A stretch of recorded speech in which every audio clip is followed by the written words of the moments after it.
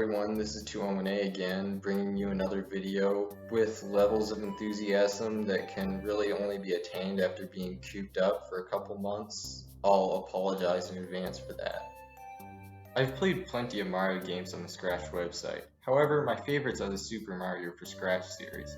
They have the perfect combination of original art, high-level programming, humor, area diversity, and in most cases, good level design that makes them a pleasure to go through multiple times. Since March, we've got not one but two new additions to the series. In this video, I will be talking about both of those from multiple angles to share what my overall opinion is. If I had to summarize Super Mario for Scratch 2 in one sentence, I would say that it is a game where you collect stars to unlock new worlds and eventually beat a boss area. That's right, this game is built around stars. Before you can move past the first level, you must have 2 of these. In order to get to the third, you'll need 6, and a minimum of 10 is required to complete the game. Those of you who played Super Mario for Scratch 1 will probably notice that this is vastly different. In fact, I find it overall to be a rather novel concept. However, it's also executed well. Allow me to explain. For starters, this makes for overall good level design. Enough thought was put into each of the first 3 levels to make it so that there are 4 different ways of going through them, as each level has 4 stars in it. Brad Games once asked me what my opinion of the 3 games was, and which one was my favorite. I answered with an analysis of all 3. In my analysis of Super Mario for Scratch 2, I used the word deep about 52 times in that single sentence. While I should have probably looked over that one comment a little more before posting, I think the reason why this game had so much depth was because it was designed with multiple paths. However, rather than turning it into a rabbit trail no one sees, this actually increases immersion. Players need to be constantly on the lookout for places to go to find more stars. Another thing that was good about the star system is that there were 2 extra stars, meaning that if one path was too hard, you could do another. This is a great design choice because maybe one route is giving you a lot of trouble. You can ignore it. However, if you ignore it, this forces you to get other stars later, or you can come back when you have more experience. Which brings me to another point. The hub world system is very cool. In the first game, you would just go through the main campaign. However, maybe you do want all the stars in World 1. If you're getting bored of it, you can move to World 2, get a couple, then go back. This is what makes the system so unique and great in my opinion. Super Mario for Scratch 3 is different and a little more standard, but still cool. It takes you on a journey across 10 different worlds. They are arranged in a linear pattern, so there is no advantage of going back to another other than you can stock up on lives if you've lost too many on the level you're on. Which brings me to another point. There is a life system in this game. Whenever you get 20 coins or a green mushroom, just like the first game, you get another life. Every time you die, I'm going to assume you know what happens. The game is over when you run out of lives. Some people in the comments didn't agree with this, but I personally do. For one, you don't have to restart the game once you run out of lives. You are taken right back to the level you were on. Naturally, I didn't know this on my first playthrough and spent loads of time going back and forth between the levels so as not to run out of lives. Even then, I thought it was a fair and balanced mechanic. Getting the game over screen was reserved for those too lazy to grind. Even though I now know that it's unnecessary, I still think it's good design. You can try to go through the game without making it a way to challenge yourself. I'm sure people will be asking me to compare the two, and if I had to say which one's overall premise I liked more, I would have to say Super Mario for Scratch 2. Don't get me wrong, I also greatly enjoyed Super Mario for Scratch 3. Its concepts met standards in every way. But Super Mario for Scratch 2 is more creative in my mind and still managed to deliver very well. We'll talk about coins now, because coins, that's why.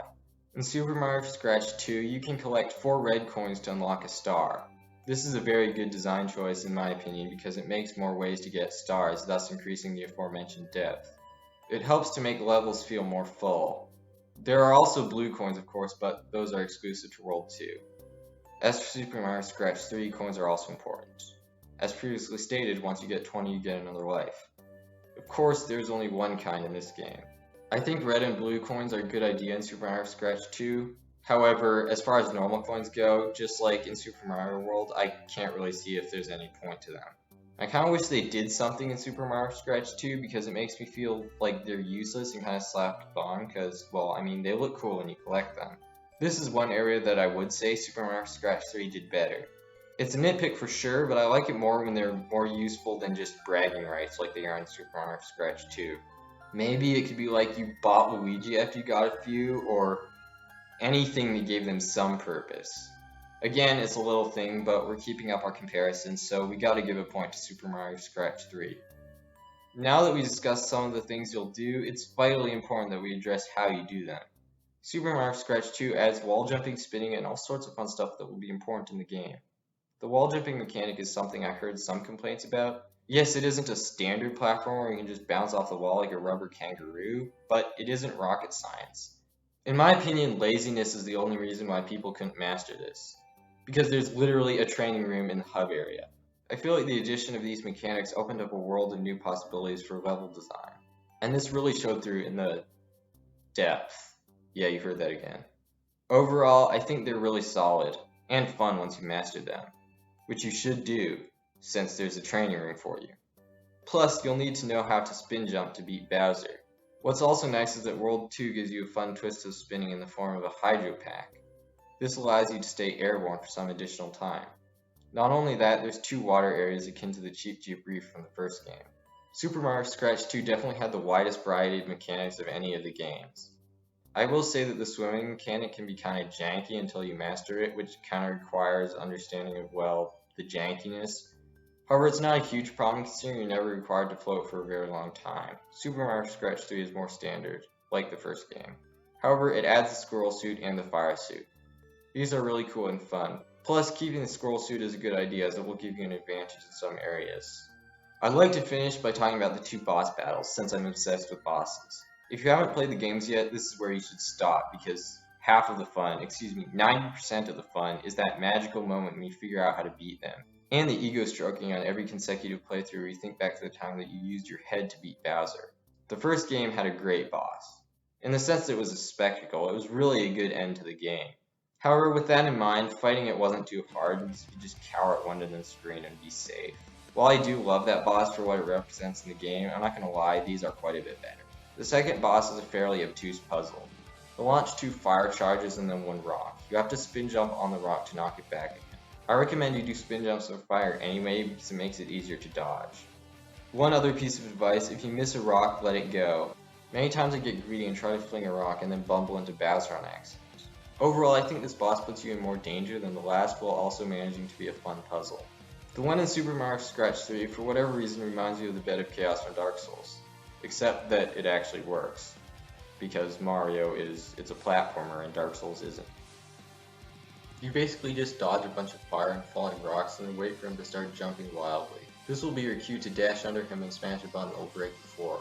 It took me pretty long to figure out how to do this on my first playthrough. I ended up sticking to the other end one time and trying to drag the fight out, thinking that maybe after a couple minutes he'd stub his toe and the battle would be over. Of course I was hit eventually and died. Later I tried approaching him. Eventually I noticed him bouncing up and down. The moment when I hit the button was one of extreme satisfaction. So to compare the two, I'd have to say the one in Super Mario Scratch 3 is better. Both develop on the spectacle that was the first boss. Both add a layer of challenge. And this in the form of puzzle mechanics. It makes you feel really smart when you finish. However, for me it was just more exhilarating to go from being stumped by an all-powerful tank to utilizing gravity to win. I know I didn't address level design in particular. Eventually I am planning to rank these based on different criteria as soon as Super Mario Scratch 4 comes out. So stay tuned for that and stay tuned for those. Also like and subscribe if you enjoy my content. I'll be linking both the games in the description. See you all later.